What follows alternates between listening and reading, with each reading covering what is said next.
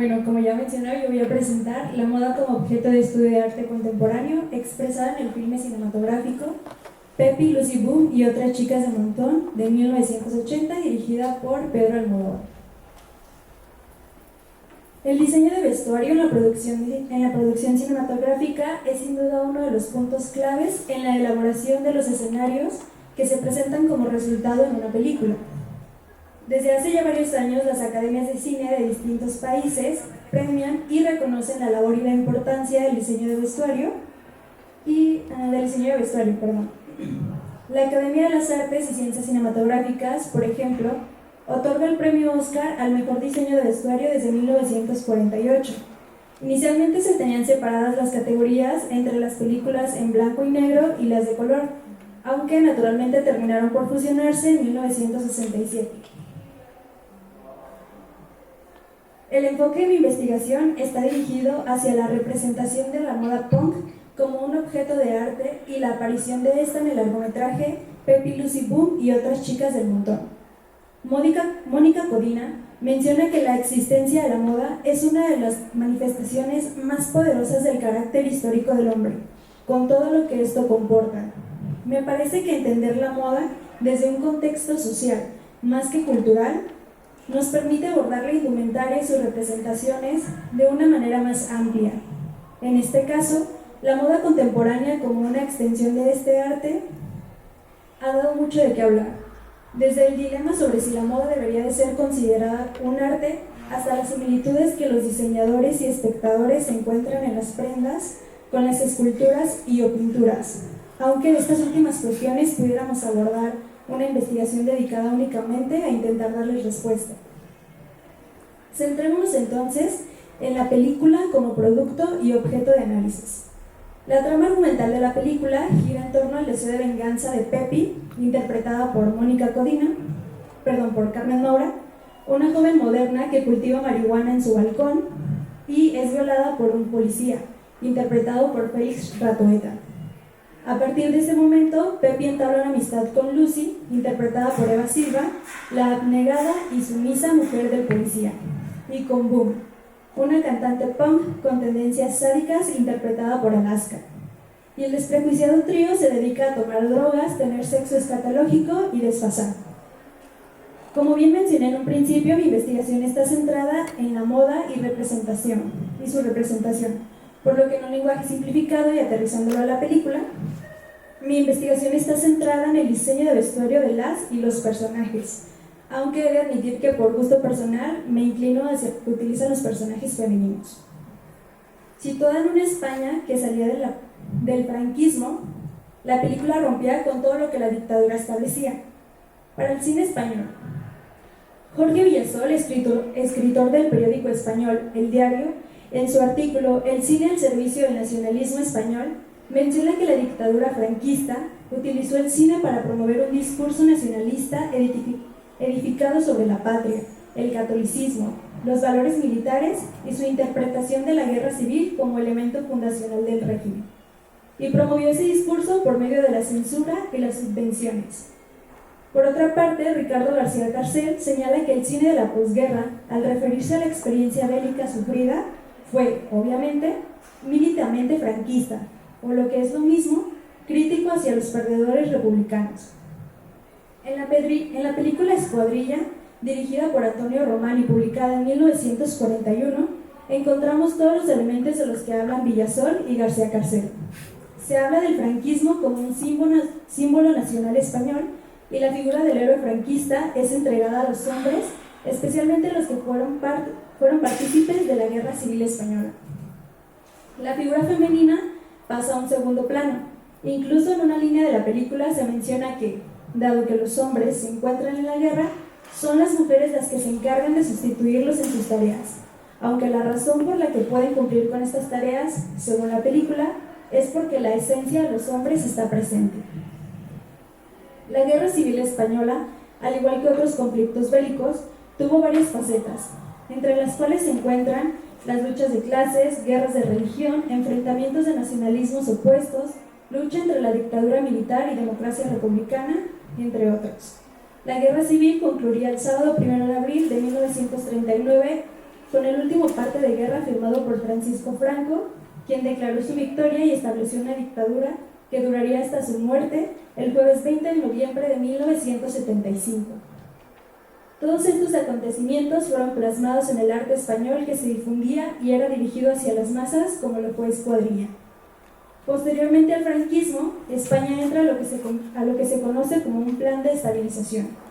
Situación en la que, por cierto, ya había estado al finalizar la Guerra Fría. En 1959, el gobierno franquista español aprobó una ley llamada Decreto Ley de Ordenación Económica, también conocida como Plan de Estabilización, en donde se pretendía producir un crecimiento en la economía española. Arias Navarro, al iniciar su gobierno en 1974, pone en marcha un plan de estabilización concentrándose nuevamente en el crecimiento de la economía española. Un par de años después, Pedro Almodóvar comenzaría a publicar cortometrajes de bajo presupuesto y en colaboración con colegas. No fue hasta 1978 que se planteó dos cortometrajes de su propia autoría, Salomé de 1978 y Pepi, Lucy Boom y otras chicas del montón de 1980. Pepi, Lucy Boom y otras chicas del montón fue una película que en primera instancia no se tenía planeada como tal. En los planes de Almodóvar, esta película se desarrollaría como un cortometraje y un tiempo después se pensó como un mediometraje. Todo esto por las complicaciones que se presentaron al momento de filmarlo. Fue que el actor Félix Ratoeta quien buscó financiación de unos cuantos amigos para rodar la primera parte del guión, que duraría más o menos 2 años y la filmaban solo los fines de semana. Para poder hablar sobre lo que sería la concentración de la filmación de la película, voy a introducir de una manera rápida y sencilla a quien sería el productor final de Pepi, Lucy Boom y otras chicas del montón, que es Pepón Coromina. Pepón, como le gustaba que lo llamaran, previo a convertirse en productor de cine, estuvo involucrado en negocios de moda. Sin embargo, en Barcelona en 1970, antes de que las producciones importantes del cine español se mudaran a Madrid, Pepón decidió convertirse en lo que para hoy la Academia de Cine Catalán fue el productor más carismático que ha visto nacer Madrid. Almodóvar se demoró alrededor de 2 años en grabar Pepi, Lucy Boom y otras chicas del montón, no solo por la falta de presupuesto, que terminaba por grabar únicamente los fines de semana, sino también a los permisos que no le permitían, o sí, grabar en espacios públicos. Es durante estas crisis que aparece la figura de Pepón, productor de cine. Logró ver parte del entonces mediometraje y decidió aportar económicamente a la película de Almodóvar. Es así como Pepi, Lucy Boom y otras chicas del montón termina por concentrarse como un largometraje. Conocer las condiciones en las que fue grabada la película nos ayuda a entender mucho más allá de los tecnicismos, sino que nos brinda información de lo que sucedía en España en la línea del arte, específicamente en el cine. Cuando estaba investigando respecto a las trabas y el presupuesto ajustado al que no solo Almodóvar se tuvo que adaptar, sino también su equipo y actores, me encontré con una entrevista vía telefónica que dieron algunos de los personajes principales para la revista virtual española Vanity Fair. En dicha entrevista, los protagonistas hablan de lo que fue para ellas el proceso de grabación de la película, desde anécdotas en el set hasta cómo Alaska, Boom en la cinta, comenzó el proyecto con 15 años y lo terminó con 17. La actriz Julieta Serrano menciona que pese a que la historia es completamente crédito de Almodóvar, ellas solían encargarse de su vestuario y maquillaje, un giro dentro del diseño de producción que no esperaba, pero que me hizo crear nuevas preguntas. Surge también la pequeña hipótesis sobre el vestuario como prendas hechas y no prendas creadas. Como estoy consciente de lo confuso que puede leerse eso, en este caso escucharse, me tomará la libertad de explicarlo. Parte primordial de una película es su estética. En ella podemos incluir tanto lo visual como lo sonoro. Sin embargo, por la naturalidad de mi investigación, me concentraré únicamente en lo visual en este momento. El diseño de producción es el encargado de mostrarnos la idea del director conceptualizada y hecha objeto. Esto incluye los colores, las formas, etc. Es aquí donde entra el ya mencionado diseño de vestuario. Deborah Nandón Landis, directora fundadora del Centro para Estudios de Diseño de Vestuario David Copley en UCLA, Menciona que los diseñadores de vestuario colaboran con el director de fotografía y el diseñador de producción para contar la historia, al igual que colaboran con los actores para lograr traer a los personajes del guión a la vida. Una prenda creada nace de la idea de la creación del personaje. Cómo se viste es una representación de sí mismo, la manera en la que se percibe y cómo desea que lo perciban. El hecho curioso se dio por la falta de presupuesto sobre las actrices involucradas de manera directa en la creación de sus personajes. Pepi, Lucy y Boom nos habla de una manera directa e indirecta sobre cómo la sociedad española en la que se desenvolvían utilizaban prendas hechas que se podían encontrar en su cotidianidad. Para mí, la moda es mucho más que tendencias y piezas que van y vienen. La moda es una herramienta que nos ayuda y nos da la libertad de mostrarnos como nos gusta ser vistos. Es una carta de presentación que no es estática, que puede evolucionar de la mano con nosotros. Hablar sobre la manera en la que Pepi, Lucy y Boom se visten en el filme es hablar sobre cómo Carmen, Eva y Alaska percibían a las mujeres modernas y abnegadas. En la creación de un personaje,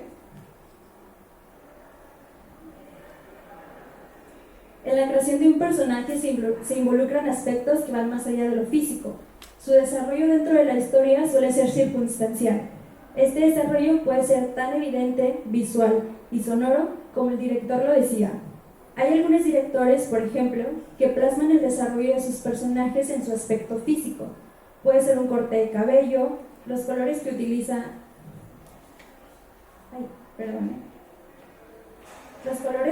al principio de las películas y los que utilizan al final, e incluso un cambio más drástico para los espectadores. Almodóvar utiliza este recurso en Lucy, quien al inicio de la película la vemos vestir faldas largas, blusas y suéteres cubiertos, e incluso suele cubrir su cabeza con una pañoleta. A medida que la película avanza y entabla amistad con Pepi y Boom, el personaje de Lucy hace un cambio radical en su vestimenta.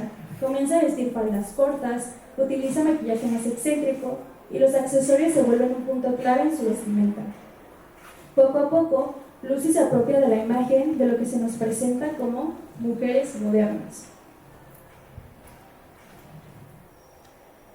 Las mujeres modernas llegan de la mano de la subcultura punk que se hace presente en España a finales de los años 70, impulsada por la muerte de Francisco Franco.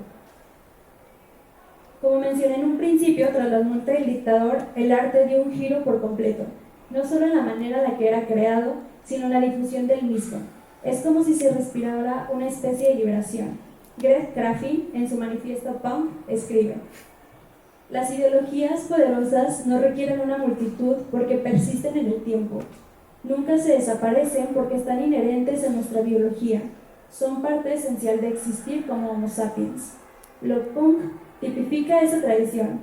Es un movimiento de proporciones específicas que trasciende lo inmediato del aquí y ahora, porque fue, es y siempre será mientras que los humanos caminen la tierra. ¿Quién es punk? Todos tienen el potencial de ser punk. Será difícil para alguien que tuvo una crianza plácida, ignorante y que no desafiaba nada porque nunca encontró el valor en cuestionar y provocar instituciones, porque éstas le dieron mucha serenidad.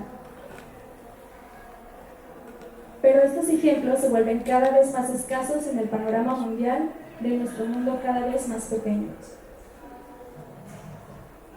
En God Save the Queens, con la perspectiva que dan los años, Astigarraga y Escario, cantante del Último Resorte, reflexionan sobre los vínculos entre el punk y el feminismo en España, mencionando que el feminismo y el punk iban en caminos separados. El punk como una propiedad masculina, en donde la figura de la mujer era únicamente cosificada, y pone como ejemplos las letras de los grupos punk de hombres que hablan de matar a las novias por celos, de machacar a los maricones, de posesión de la mujer por el hecho de serlo e incluso de la violación. En España, la recepción del punk en ese momento se centra en su carácter rebelde. Se concibe como un movimiento que se sale de las normas establecidas como reacción a la situación política y social, y que incluso tiene el carácter de antimoda. Una de las primeras figuras femeninas que consiguen tener cierta presencia mediática en el contexto de la cultura punk es Alaska, protagonista de Peppy y Lucy Boone, a través del grupo musical Caka Deluxe, de 1978.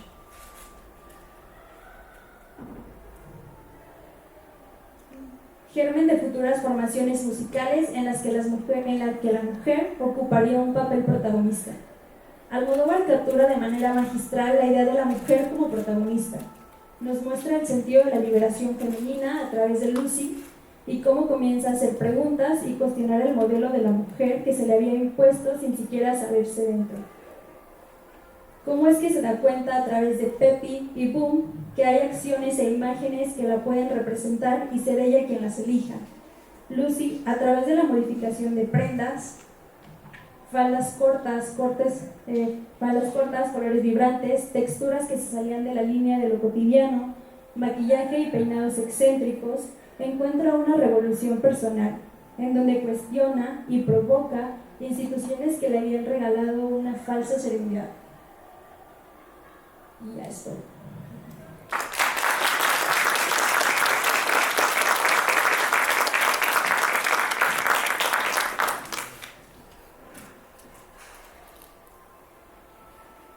Gracias, Chris. A mí me gustó mucho, no sé ustedes. Y vamos a darle un espacio también para las preguntas. Levanten la mano si tienen alguna para que Chris se las pueda responder.